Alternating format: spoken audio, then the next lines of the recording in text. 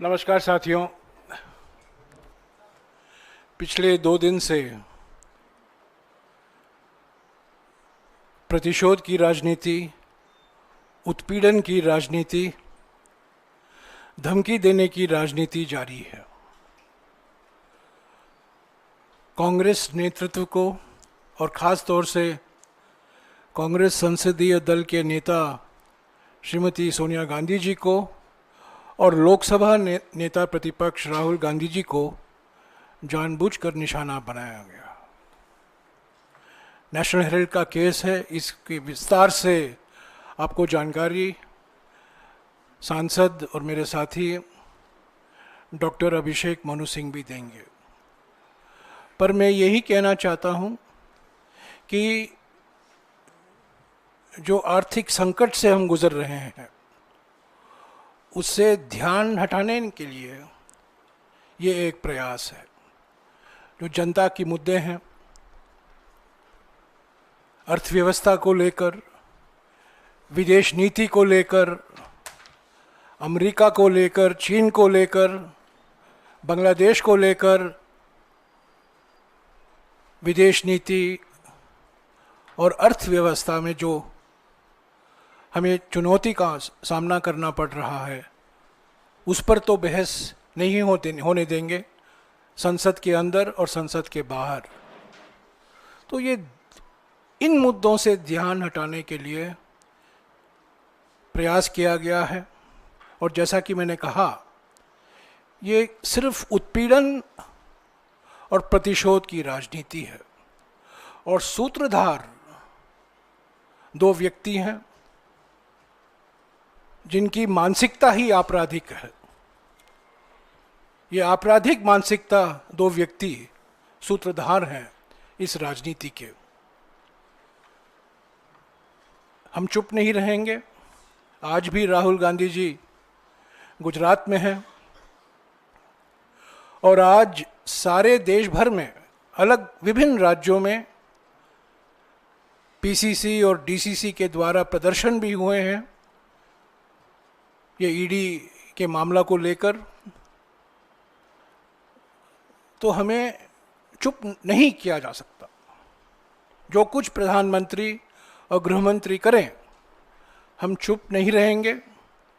हमारे नेता और हमारी पार्टी जो जनता के मुद्दे हैं, सामाजिक मुद्दे, आर्थिक मुद्दे, हम उठाते रहेंगे। तो अभी अभिषेक मनु सिंघवी जी आपको विस्तार से इस केस की क्या पृष्ठभूमि है, इसकी हकीकत क्या है, जिस तरीके से तोड़ मरोड़ कर इस केस को अपराध बनाया जा रहा है, क्राइम शब्द का इस्तेमाल किया जा रहा है, उस पर हकीकत क्या है, असलियत क्या है, आपको अभिषेक मनु सिंघवी जी बताएंगे।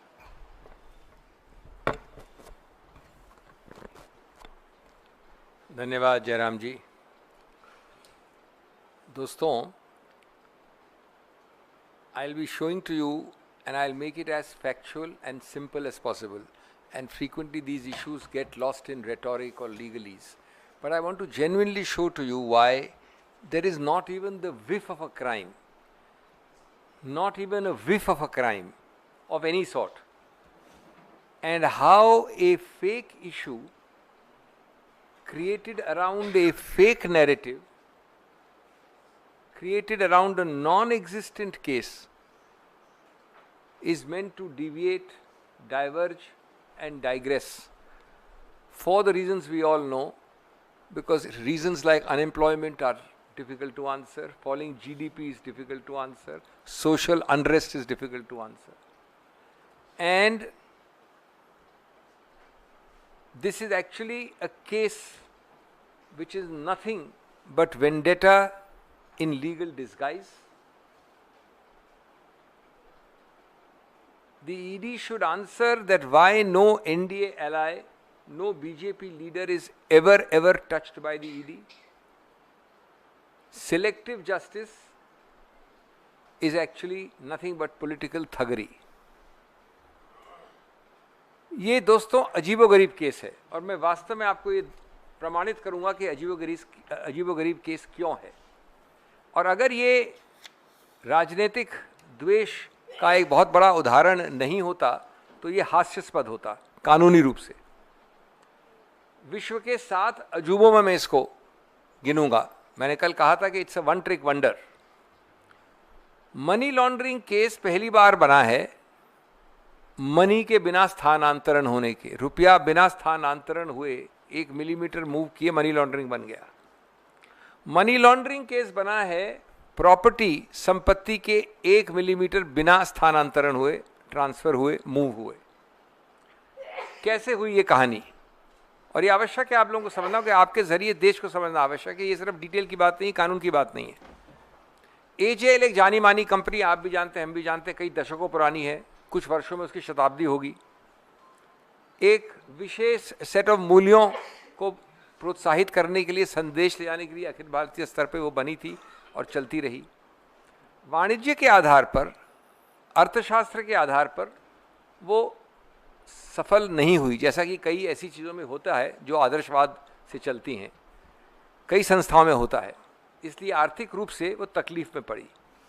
कई सालों तक आर्थिक रूप से गिरावट हुई। एजेएल जो बहुत पुरानी कंपनी है, तो उन सालों में, लगभग 50 सालों में, अलग अलग विभिन्न समयों पर कांग्रेस ने, जिसके वो आदर्श प्रोत्साहित करती है, जिसने एक आदर्श उसको बनाया था इत्यादि इत्यादि, स्वतंत्रता संग्राम के वक्त कांग्रेस पार्टी ने उसको विभिन्न समय पर अलग अलग राशियां दी, लोन दिए, रुपये दिए। कई दशकों बाद वो टोटल रुपया हो गया 90 करोड़। अब वो 90 करोड़ हो गया और ये उद्देश्य था कि ये पुराना नाम नेशनल हेरल्ड, जो एक कंपनी का नाम था एजेएल, एसोसिएटेड जर्नल, जो पूरा नेशनल हेरल्ड का ब्रांड चलाती थी, जिसके पास पुरानी जितनी भी संपत्तियां हैं, अचल संपत्तियां, प्रॉपर्टीज़, अलग अलग विभिन्न भागों में, तो इसका पुनर्निर्माण कैसे किया जाए। पुनर्निर्माण का बड़ा एक सरल तरीका था कि इसको डेट फ्री कंपनी बनाना है, इसको ऋण न रहे। तो ये जो लोन था, ये 90 करोड़ का जो ऋण था इस कंपनी पे, उसको ट्रांसफर किया गया एक नई नवेली कंपनी को। वो नई नवेली कंपनी का नाम था यंग इंडिया। वो क्या कंपनी थी, मैं अभी आऊंगा उस पर। अब वो ऋण जब ट्रांसफर हुआ, सिर्फ ट्रांसफर हुआ ऋण कागजी, कि कांग्रेस पार्टी का ऋण, अब वो ऋण रहेगा यंग इंडिया का। उस ऋण को मिटाना आवश्यक था, नहीं तो एजेएल मजबूत कैसे होती, नेशनल हेरल्ड मजबूत कैसे होता। तो उसको मिटाया गया एक चीज ऐसी करके जो दुनिया भर के हर कंपनियां, आप लोग दिन प्रतिदिन करते हैं, निजी रूप से भी और पब्लिक रूप से भी। उस ऋण को हिस्सेदारी में कन्वर्ट किया, यानी कन्वर्ट डेट इनटू इक्विटी। तो 90 करोड़ के ऋण को कन्वर्ट कैसे किया?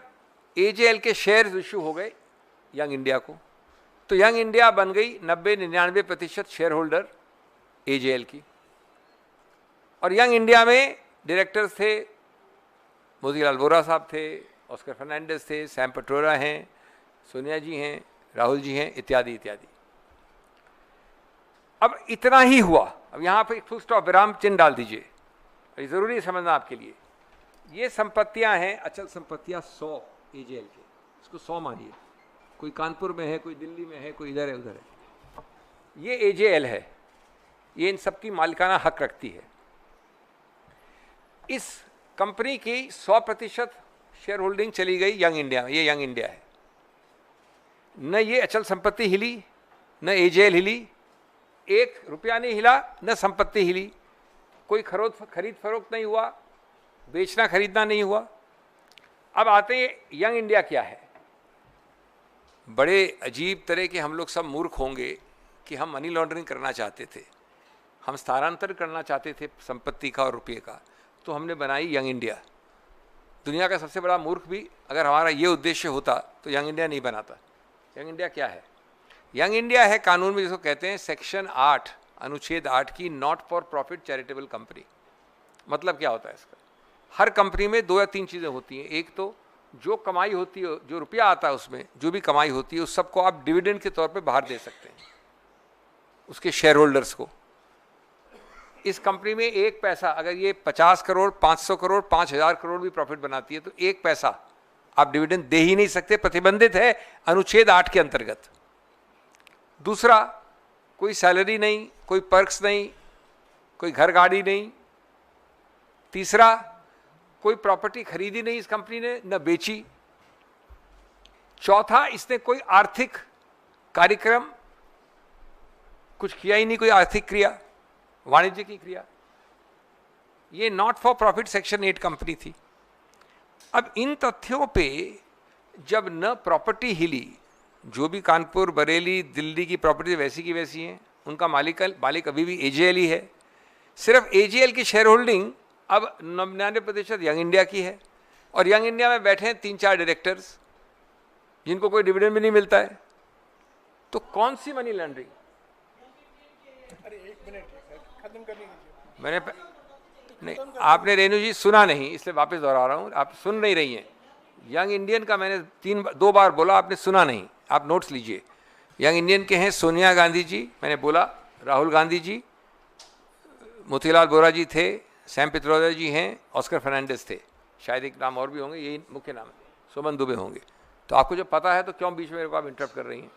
अच्छा, नंबर 2, नाउ जब मूल बात ये नहीं है कि कौन थे नाम, मूल बात ये है कि जब ये लोग हैं या कोई भी लोग हो, तो कोई डिविडेंड, कोई फायदा किसने कहां उठाया, इसका मैं आज बड़ा स्पष्ट प्रश्न पूछ रहा हूं जनता से, देश से, आपसे, और आपके जरिए ईडी से भी। सिर्फ ये केस है कि 99% शेयर होल्डिंग यंग इंडिया को देकर ये मनी लॉन्ड्रिंग हुई है सब प्रॉपर्टीज की जो एजेएल ओन करता है।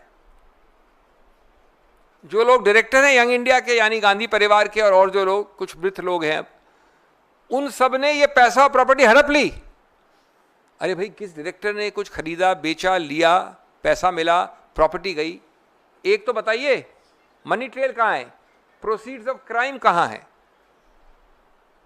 अगर किंडरगार्टन क्लास का व्यक्ति पहले ये वर्ष जो कानून में है वो उसको उठाए तो वो हंसने लगेगा।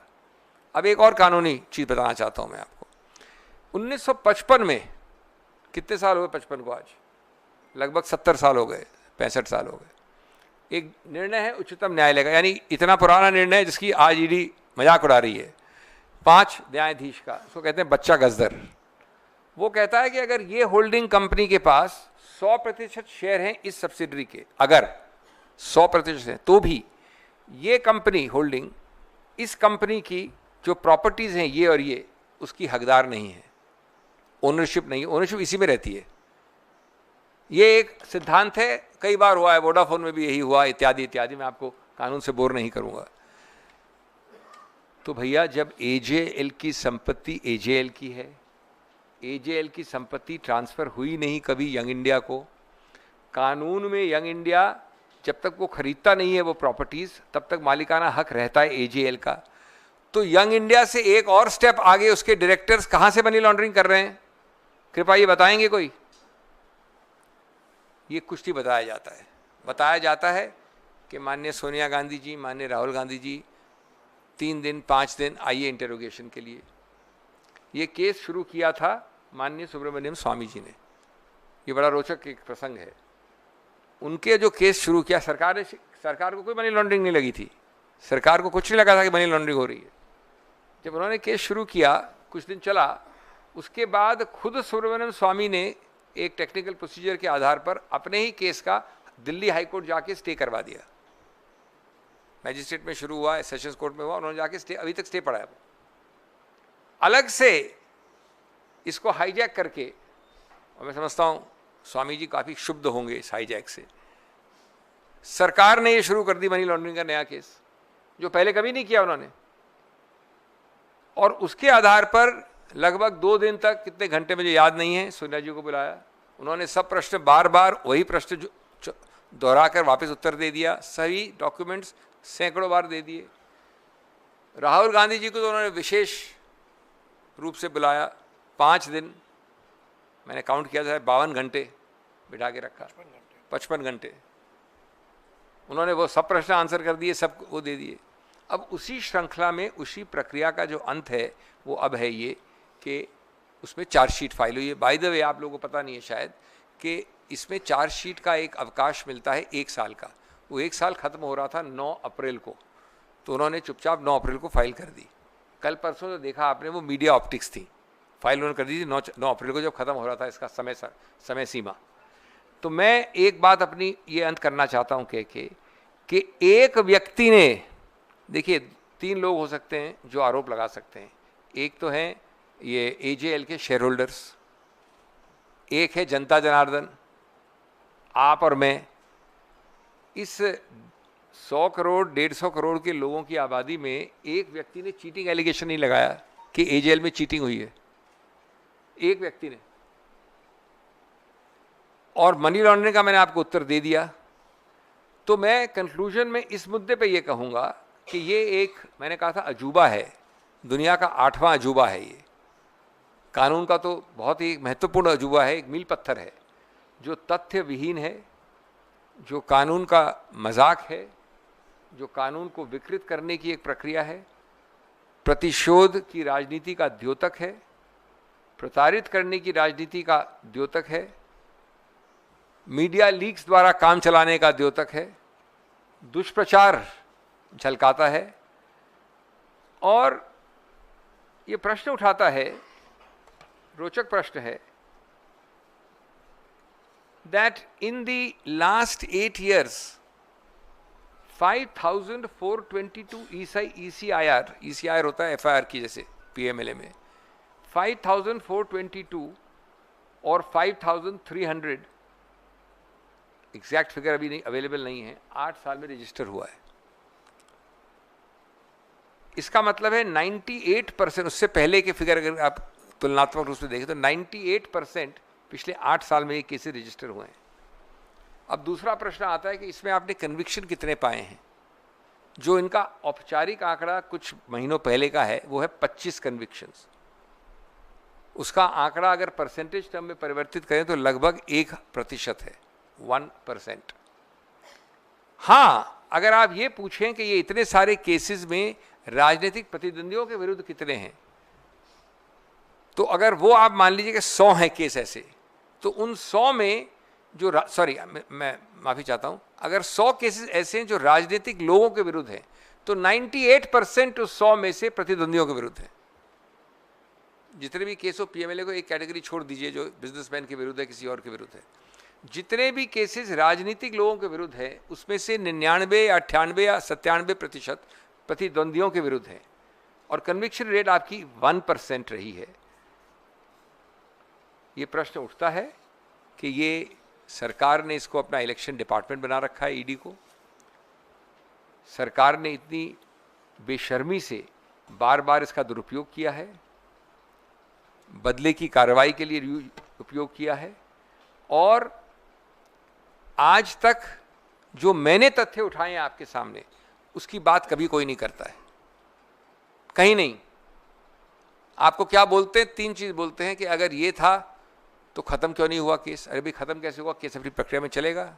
आप सरकार हैं, आप चलाते हैं, आप जानते हैं, हम भी जानते हैं, समय लगता है।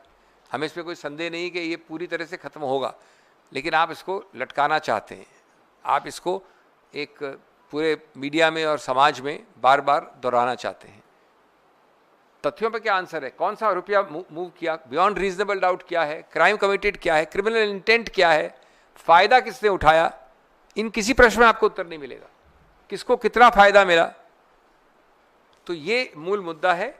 इसलिए आपको बरगलाने, आपको बहकाने और पूरे देश को मूर्ख बनाने की ये प्रक्रिया आप देख रहे हैं। शुक्रिया अभिषेक जी।